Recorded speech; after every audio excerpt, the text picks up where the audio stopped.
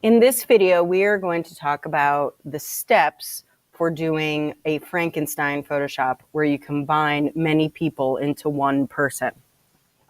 So the steps are right here on the screen. You can pause and take notes, but they are also in Google Classroom. We will open up the base photo and remove the features using the fixing tools. I'll demonstrate that in a moment. Then we will open other images and cut and paste eyes, nose, mouth, eyebrows onto that base. You are going to transform those things that you cut and paste so they're the right size and orientation. You'll apply a layer mask so you don't get big square edges and you can soften the edges. Then we'll just repeat that over and over again until we have all of the features on the blank face. And then we'll go in and use adjustment layers and clipping masks to adjust the skin tone. So what I'd like you to do is to go in and in the Y drive, if you go to your class's Frankenstein folder, you will see all of your pictures here. And you want to click on 6 of them, and or 5 of them, sorry, 5 of them total. And remember, when you double click on something, it will open up automatically in Photoshop. So it's better if you pick everybody with their face forward. If they're looking a little bit to the side, then it's harder to make things match up. So if everybody's looking forward, that is great. So maybe I'll pick these 2 people. I want some guys in there, 3, 4, and who else do we want? 5. And it's better not to pick someone who has hair going across their eyes unless you're going to use some other features. But if they have hair going across their eyes, it doesn't work that well if you want to use them for eyes or eyebrows. So now when I press enter, or if I double clicked, they'll open up automatically in Photoshop.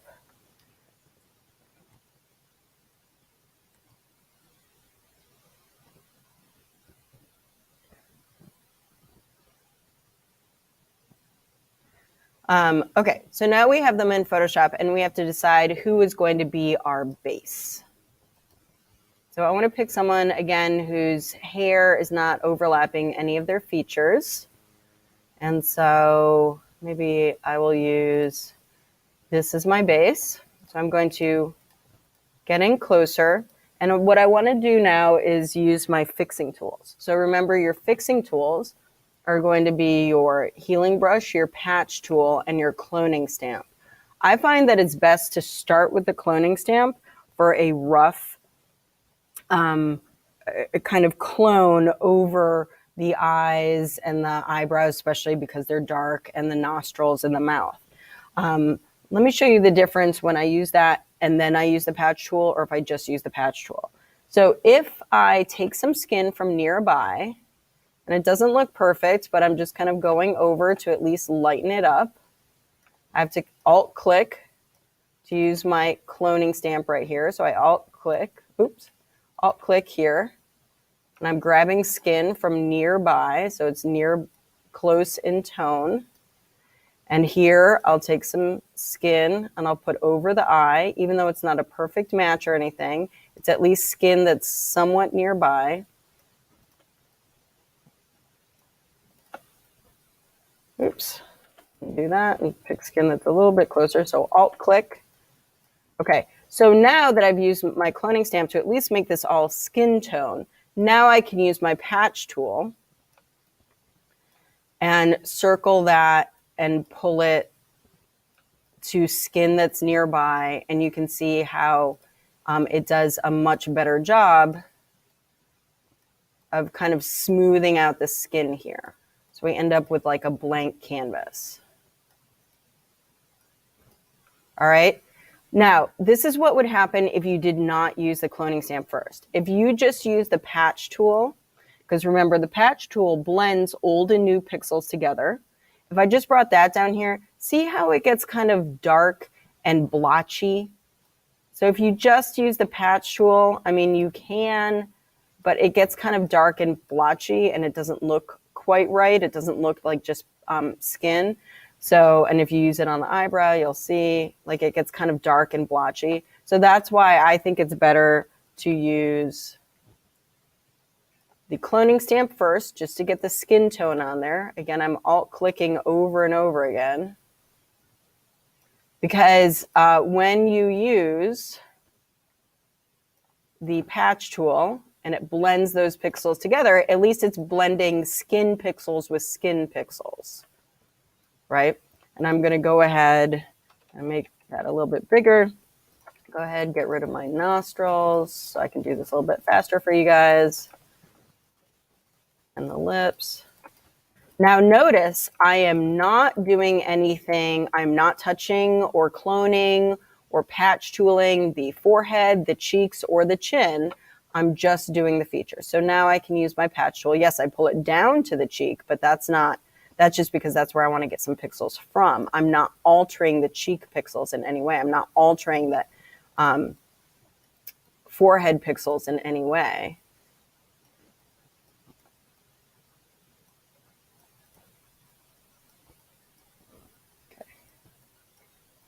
And now I just want to do it down here. And now I have essentially a blank canvas. All right, so that is step one. Use your cloning stamp and your patch tool to make it so these areas and this area, like a T, is blank. But again, don't touch the cheeks, don't touch the chin, don't touch the forehead. So now I can go to my other pictures and I can say, you know what? I really want to use this mouth. All I have to do is actually just take a rough square, and I want a good area around the mouth. I want some extra around the mouth. And I copy, and I go to my original, and I paste. Now you can see there's a difference in skin tone. We'll deal with that later. But also there's a difference maybe in the size or the rotation of the head.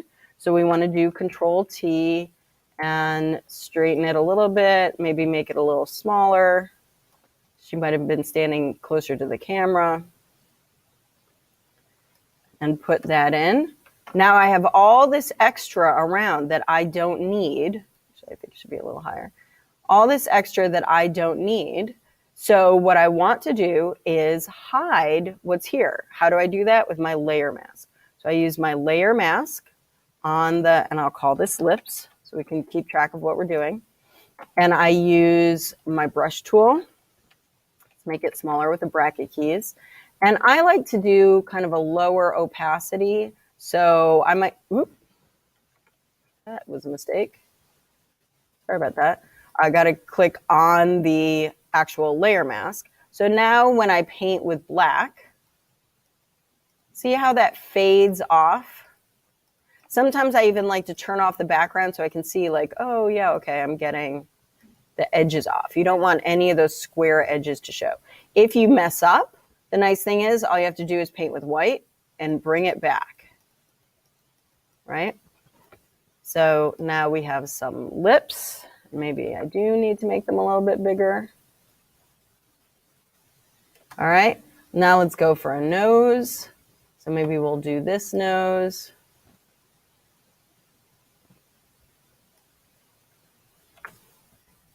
Go back to our original, paste it, but again, we'll have to move it and rotate it and make it a little bit smaller.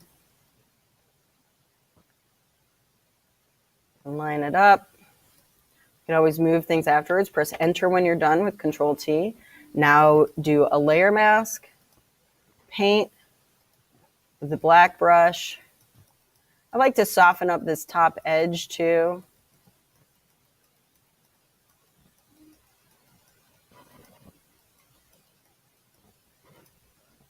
I might need to make it a little smaller, a little higher.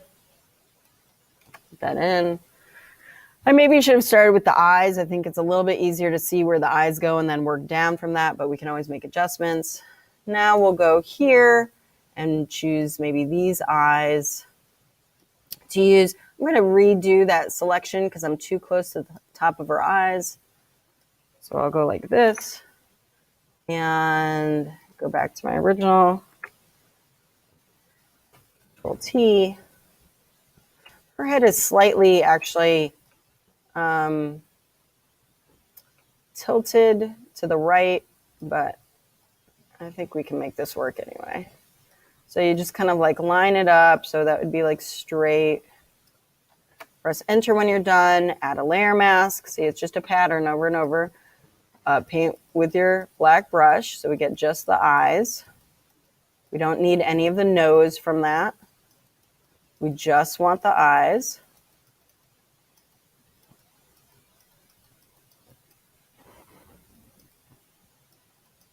I think I went too much into this, so I'll press X to change to white and bring that back.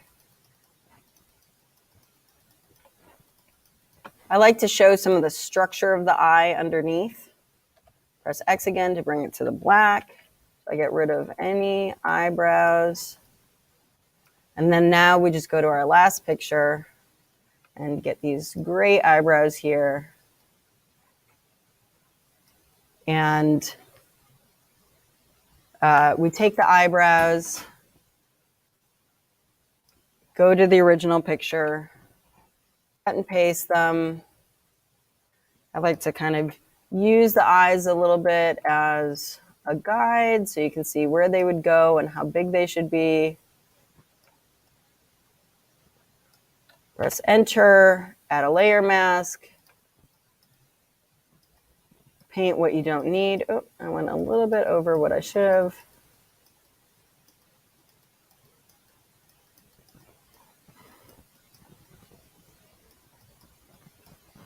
Okay, and I want to just press X so I go back to white and bring this back. Okay, and now we're done kind of with this, and we can make some adjustments. Like I might make an adjustment to the nose by making it a little bit smaller or rearranging whatever I need to do. Okay, but essentially now I have all of the features. So at this point, what you want to do is kind of try and match the skin tone. So our original person has a very kind of golden skin tone, and some of the other people have more red in their skin tone. So if we go to the eyebrows, let's call it brows so we can keep track of it.